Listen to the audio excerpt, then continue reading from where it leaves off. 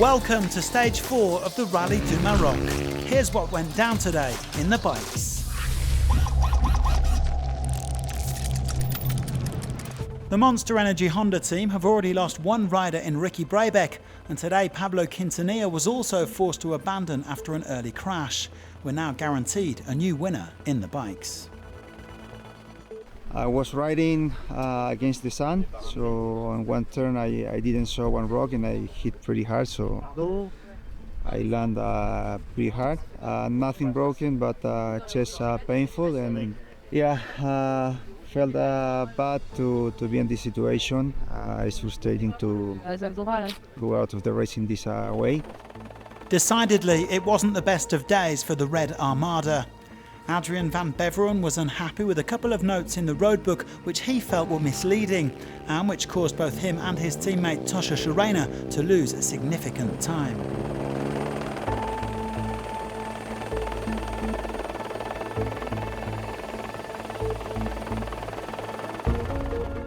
Shurena was leading his main overall rival Daniel Sanders by over 4 minutes at one point, but he ultimately shipped over 10 minutes to the Australian.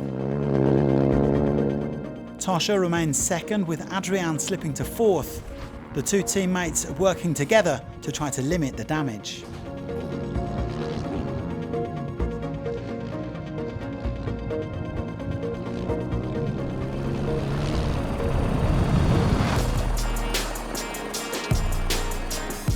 Nacho Cornejo cut a much happier figure back at the bivouac after what he described as his best stage performance since joining Hero. He nailed the early navigation and, despite his tablet briefly losing signal, came second on the day. The Chilean is feeling more confident and looking forward to an important day tomorrow, which should see his teammate Ross Branch seal the world title.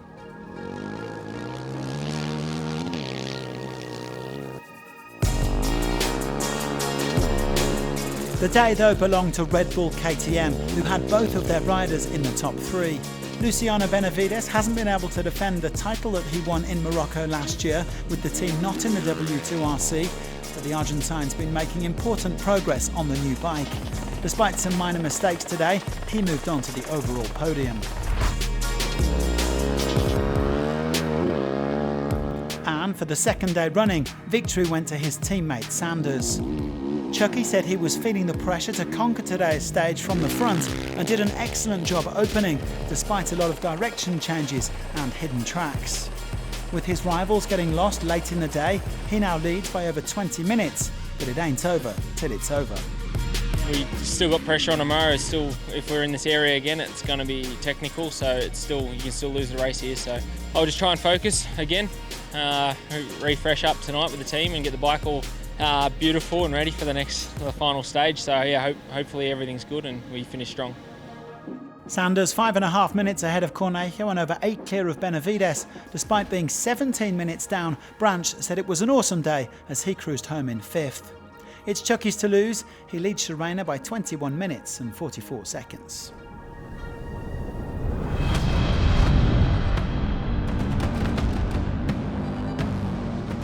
Breaking news, for the first time this week, victory in Rally 2 didn't go to Bradley Cox. The South African was caught out by one of the same notes as Van Beveren, which meant that he lost around 12 minutes. Although, with his rivals going astray after refuelling, he was able to make some of the time back up, and he still has a decent lead. Cox joining up with Ross Branch at one point, and the two world champions-elect rode the rest of the stage together.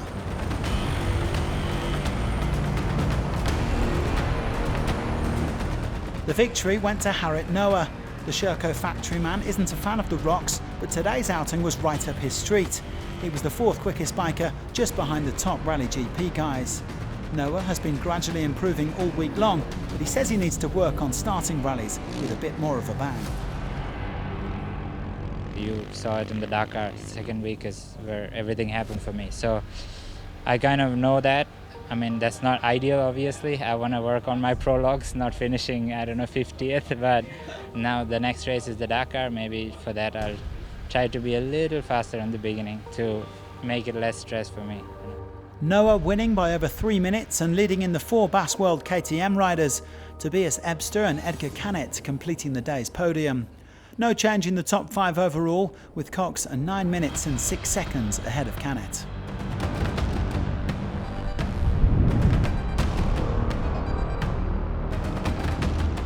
Things are looking very good for Souleymane Adari in the Rallye 3 Africa Enduro Cup. The Moroccan picked up his 3rd win of the week today for the Africa Rallye team, increasing his overall lead to more than an hour and a half. John Medina is a long way back after he picked up some penalties, so Adari is in pole position for the win. There's been a great battle in the quads this week between Antanas Kanopkinas and Kamil Wisniewski. Kanopkinas lost 20 minutes today, and so Wisniewski has recovered the overall lead by just 8 minutes.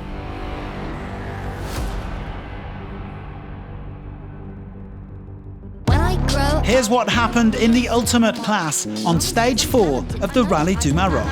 Sensitivity to flashing lights cover your eyes.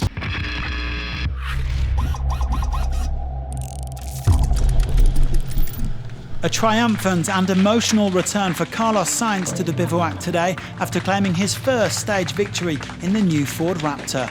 It's his first alongside M Sport founder Malcolm Wilson since back in 2002.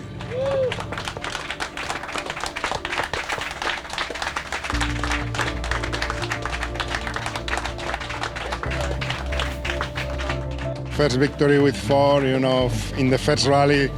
That's mean quite a lot. That means we have been working in the right direction and we know what we wanted, and it's always special, I remember also the first victory with Audi in the Dakar was great, but here, now, new car, and it's a long time since I won my last stage with Malcolm. So yeah, it's great to be back and be winning again another stage. Now we need to think not only winning stage, also winning something important, but at least we have proved we have a car that we can win.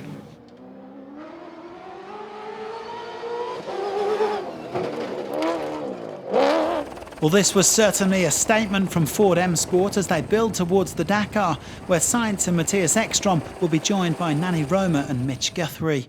It was a fast WRC-style stage, so no surprise that it suited the 2-time World Rally champion. Well, catch Carlos if you can. Everybody else preparing for another grueling day in Morocco. Any second, anything could go down. I can tell that's why you felt the need to bring your friends round. Might as well just come and yell at me is what you want to do. It's to give me the permission to retaliate at you. I'ma be the right one. It's been an up and down few days for Lucas Moraes. Victory on stage 2, a broken throttle pedal on stage 3, back in the top 5 today on stage 4. The Brazilian said his co-driver, Armand Monleon, did an amazing job as they set off 16th and worked their way through the traffic. He is one step closer to guaranteeing 3rd place overall in the World Rallyway Championship.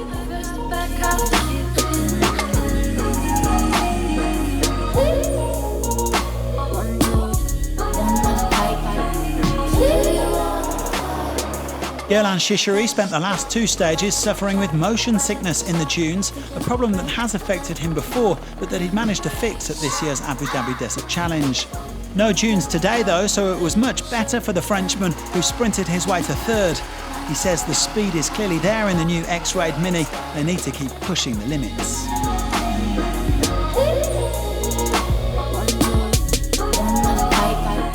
Yazid Al-Rajhi has also run into various problems in recent days, so the Saudi was happy to finally have a clean run. A good starting position, 9th, allowed them to make up some time, even if they did struggle a bit in the dust.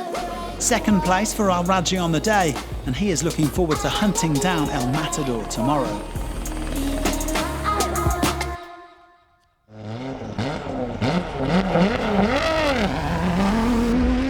Nasser al-Attiyah charging his way into this penultimate ultimate stage, but the Qatari actually drove pretty cautiously today.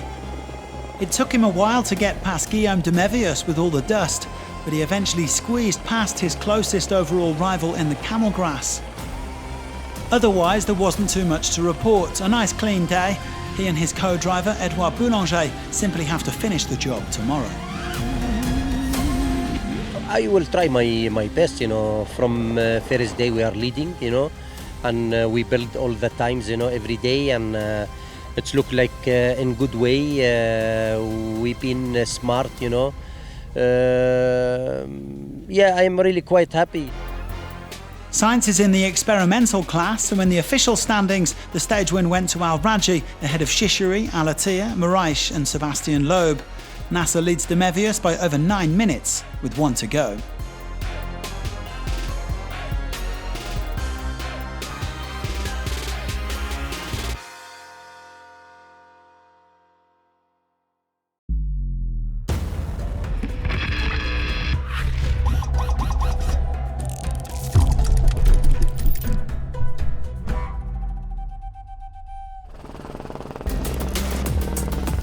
Dania Akil's been having a solid week in the challenges, and she went 4th fastest today. The Saudis continuing to learn as she builds towards the ultimate class, and one useful lesson in Morocco has been knowing when to push and when to take it easy. She'll go into the final stage in 4th place overall. Mitch Guthrie's doing his last rally in the T3s before joining up with Ford, and the American said it was tricky out there today. There were lots of places where you could hit trouble, especially after the recent rainfall. It was 2nd place for Mitch on the stage, and he now sits 3rd overall.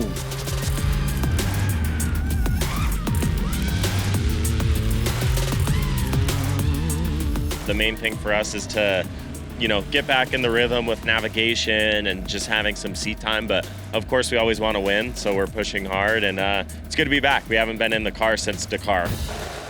It was a mixed day for the Gotchau family, with Michael forced to DNS after accidentally setting off his fire extinguisher just before the stage. Eric, on the other hand, powered to his 2nd consecutive stage win, which leaves him 6 minutes clear of his father Maroc before tomorrow's final outing.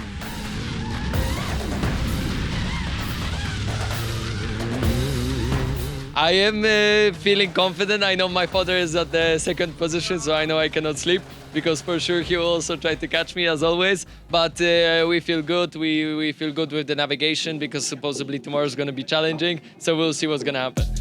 Eric beating Guthrie by a measly 42 seconds, followed by Marek, Akil and Khalifa al-Attiyah, Nasser's brother. Just over 13 minutes separating the top 3, so nothing's been settled just yet.